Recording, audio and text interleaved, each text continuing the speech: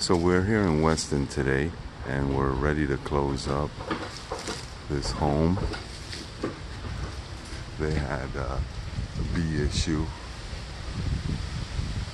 on their roof line,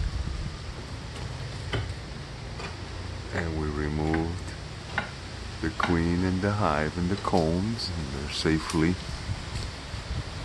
in our location. And unfortunately, this customer had a few. We have John over there closing up the second area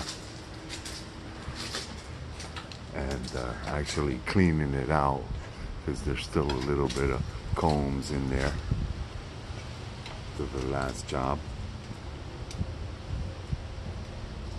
So once he's done cleaning that area, we'll treat it, and then we'll get ready to seal the area, paint it, and that job should be complete.